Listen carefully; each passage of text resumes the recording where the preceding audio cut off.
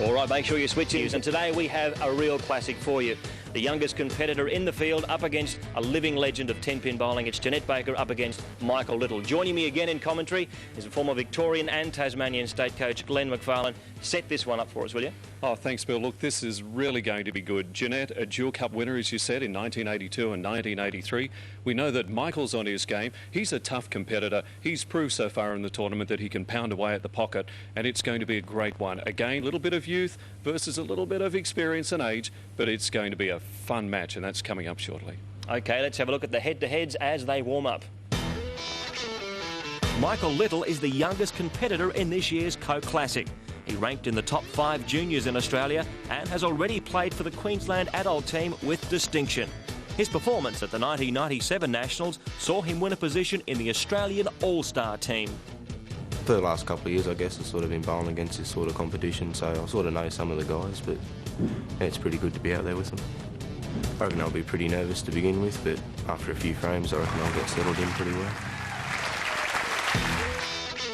Michael's opponent today is Jeanette Baker, the only bowler in the world ever to win back-to-back World Cup titles. In 1995, Jeanette was inducted into the Bowling Hall of Fame, and the recent Sydney Open showed she's still winning major titles. In competition, the mental game is so important, and that's something that only comes with maturity. And I think that's the difference now with my competing as opposed to what it was 15 years ago, is that my mental game is much, much stronger and allows me to be far more competitive. It's never over, as they say, till the fat lady sings, till the 10th frame's over, so you just keep fighting away.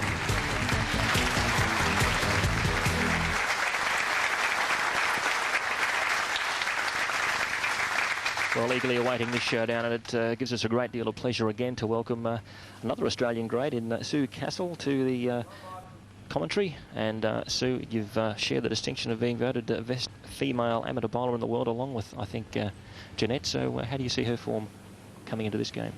She's bowling fantastic lately. She recently had her high personal best game sanctioned to 300 games. So she's...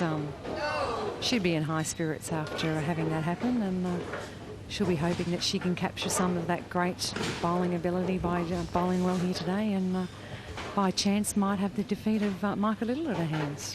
Well, Michael's off to a great start here in the Coca-Cola 10-pin Classic. A solid shot into the pocket. For a 9 count, and he's left himself the 10-pin in the right-hand corner.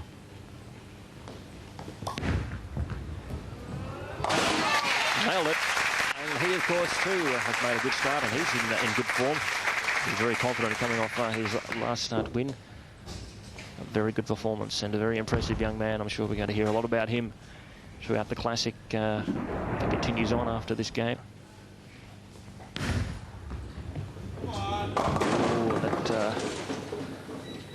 That's left her a nasty split.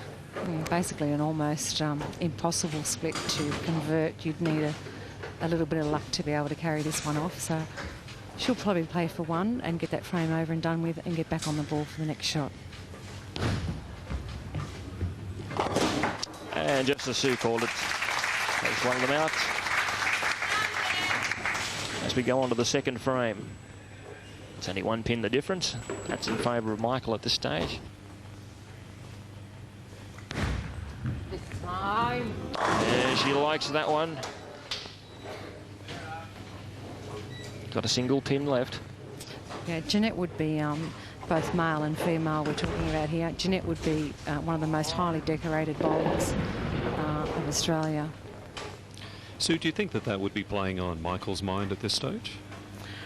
Well, you've got an 18-year-old that's, you know, sort of just come out of juniors, still in juniors at the moment, but just coming out and competing against the adults. Nice close out from Jeanette Baker. And you've got someone that's basically, you know, 21 years more experience than what Michael's got. I'm sure he must be a little bit worried in there.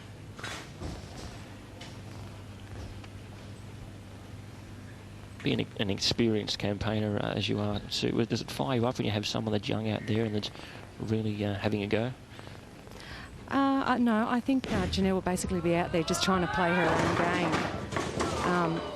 she knows with a player like Michael that throws some big shots like that, that is exactly what's going to happen sometimes. If the ball comes back a little bit too sharply, you'll leave a nod split.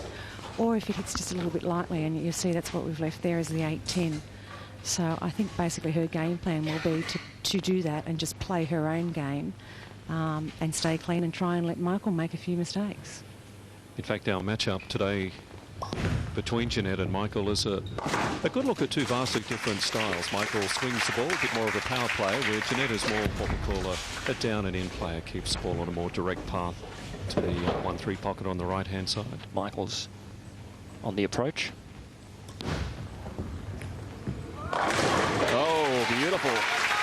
You'd like to see, nice strike. Maybe that's a contender for a cool foam magic moment. They're basically looking throughout the tournament for the best moment in a match, the shot or a frame that actually wins the game. It's a little competition running right throughout the Classic, and there's $1,000 up for grabs for the player at the end who has the series magic moment.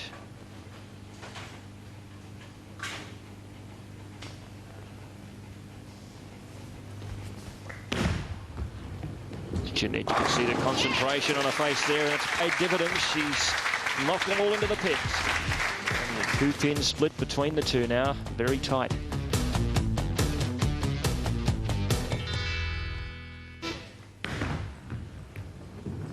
Looks pretty good too. The pin's just wobbling. No.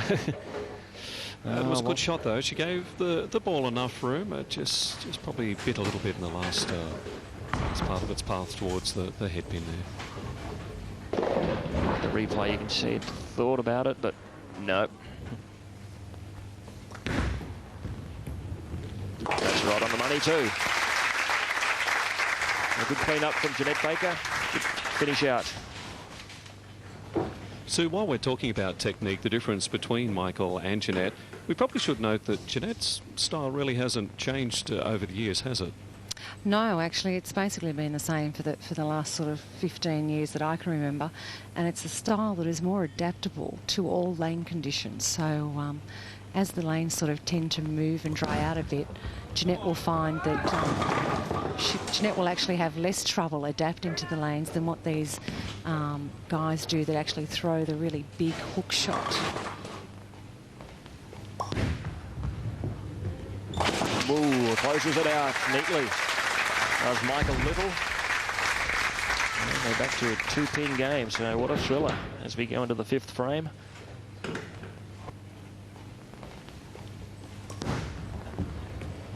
Oh, that looked good there for a while and seemed to fall away. So Michael, the 18-year-old student from Brisbane, a Bachelor of Business he's studying. Unless he doesn't find it too much of a problem combining his sport with his academic life. Be interesting to see how Michael attacks this spare with the sleeper at the back. He can either curve the ball and use the ball power to take out the rear pin, or he can flatten it out. There he goes. Finishes off perfectly. So still very cool, calm and collected is Michael Little. That's right, they're all out. So the look of concentration and determination on that face basically says it all. It does. She gave the ball plenty of room to work. She stayed down on the shot of the foul line and got a great result. In fact, Jeanette's previous strike gives her a 4-pin lead now over Michael. Come on this time! You heard her call it.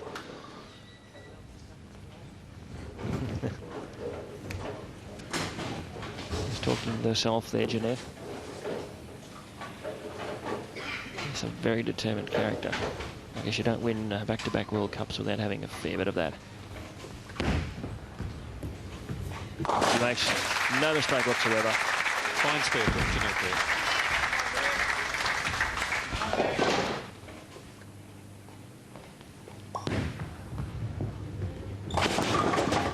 Oh, is it going to go? No. It's interesting to watch Michael on his last three shots have both played a little bit light. I just wonder whether that's got anything to do with the characteristics of the oil, which is on top of the lanes, is slowly moving downward towards the pins.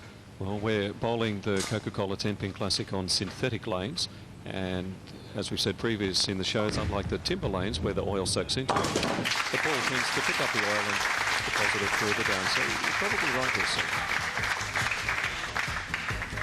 5-pin difference in favour of Jeanette. Good shot. As Cara Honeychurch discovered when she toured one of our centres recently, bowling lanes now offer free child mining facilities on weekdays, so kids can be well looked after while mum and dad relax with friends and have a bowl. The second big improvement for children has been the introduction of bumper bowling. These bumpers mean children have more fun when they're bowling, and as you can see here, even very young kids can have a lot of fun. And the latest children's innovation is the bumper bowling birthday party, which is a very popular party choice all around Australia. Free child mining, bumper bowling and birthday parties, all in a safe, secure environment. That's why bowling's such a big hit with young families all around Australia, and why so many young kids are now growing up with a love of the game. We're back with the action in the Coca-Cola 10-pin Classic. Michael Little from Queensland, just trailing by 5 pins at the moment. Start of the 7th frame. Leaves one standing. It's been a very composed performance from him today against one of the greats of Australian 10-pin bowling, world 10-pin bowling, Jeanette Baker.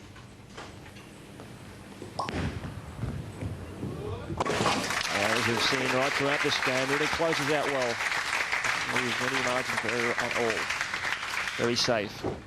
One of the good things about the sport of 10-pin bowling is that just about anybody can play it. The age doesn't matter, as Michael's proving here today, being more than competitive against our dual World Cup winner, Jeanette Baker.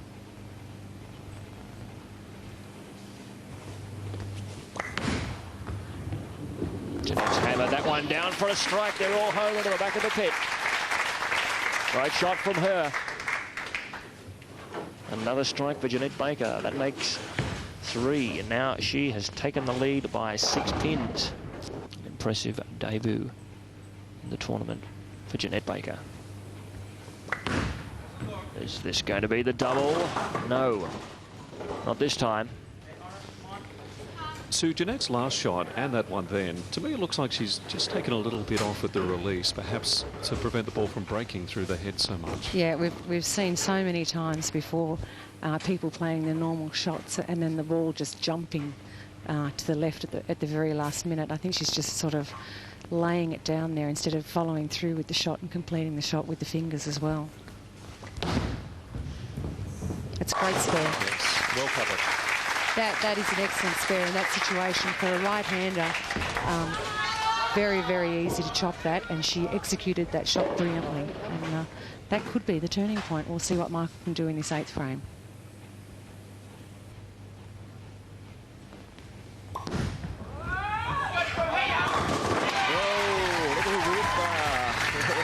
Got another one. He mounted up.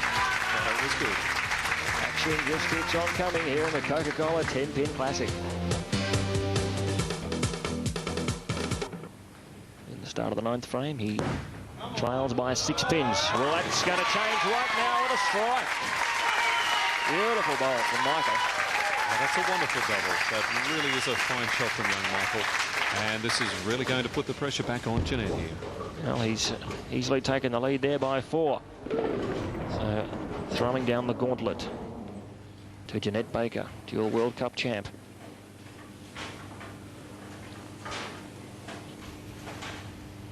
This is going to be a great finish.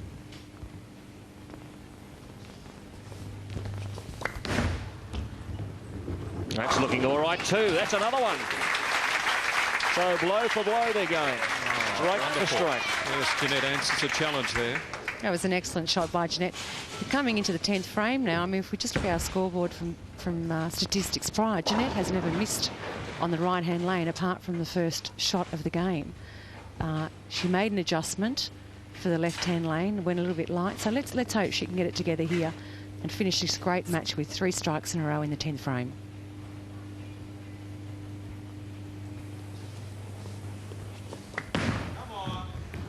She doesn't mind the look of it. She chased it across a bit and a bit annoyed. Now, of course, Jeanette will finish out her game here, but Michael still has to complete his 10th frame. It'll be interesting to see whether Jeanette gives this split a go or whether she'll go for the total or the maximum pinfall and just take the 2 pins on the left-hand side. Well, she's basically got to go for it. If she wants to have any hope of winning the match, she must convert the spare.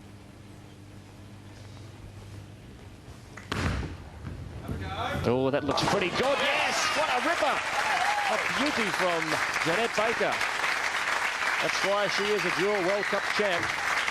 What a performance under pressure. As Jeanette hangs in there, she's still alive in this match in the Coca-Cola Tenpin Classic. And who knows, that shot could be a contender for the cool foam, a magic moment.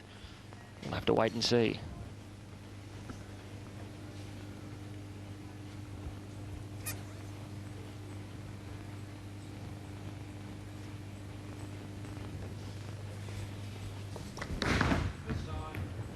Oh, that looks good too. Yes, what a finish. Gives yourself a little clap. Why not? A very, very impressive debut in the Coke Classic for Jeanette Baker. You'll see coming up on the replay here, Jeanette probably didn't get out of the ball as she would have liked to, but it had good forward roll and it held its line and she got away. A good result. So, finishes with a score of 189. Okay, so now we've got the situation where we actually need Michael must complete this frame. He either needs a strike or to convert the spare in the 10th frame to take this game. This would be a third successive strike for Michael. No, not to be.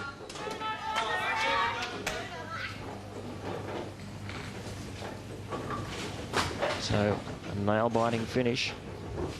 Michael still played a solid game though here. He's been around the pocket and he's had some great counts.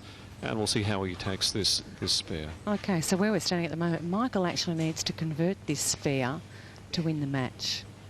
If he takes 1, that gives us a draw of a 189 apiece. Come on.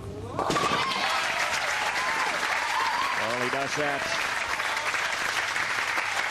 So, a very good performance again from him. Gee, Sue, it's getting tight now. Michael needs a 9 to win the match. A 9 will give him a win, an 8 will give us a draw. That'll give us a frame 9 and 10 playoff. So that would be interesting. We're yet to see that this year, or this series so far. So he must get a 9 or better if he wants to win this match here. Come on. Oh, there's a 9. And the crowd are a little wild here. As I said, he's a bit of a hometown favourite. He has become a hometown favourite, certainly. Spectacular. You'll see coming up on the replay here. Michael looking for that 9 count or more. And he gets it. A magnificent performance in what was one of the great games of the Coke Classic so far. Look at that scoreline, 190 to 189. Michael Little, the winner. Michael, congratulations. A spectacular effort on your behalf once again. The match could not have been any tighter towards the end. Your final shot, you needed a 9 count or more. First of all, were you aware of that? No, I wasn't. I thought I had to get a strike to win. I was kind of disappointed when I got the 9, then I saw the scoreboard and realised I got in by 1 pin. Now take us through the shot if you can, because you look like you're a little bit off balance perhaps, but you got away with it. Yeah, I was. Well, I kind of dumped the ball inside and I thought it was just going to keep going straight, but I don't know how it came back. Managed to get the 9 count. All right, now, Michael, after that win, you've knocked out 2 of the veterans of the tournament, and that's Jeanette Baker and Steve Lovell. You now move on to a quarterfinal match coming up shortly against Ashley Riley. Now, Ashley finished 2nd in the tournament last year, a very fearsome competitor. How do you think you'll go? Pretty good. He's a tough competitor, but I'll try and knock him down.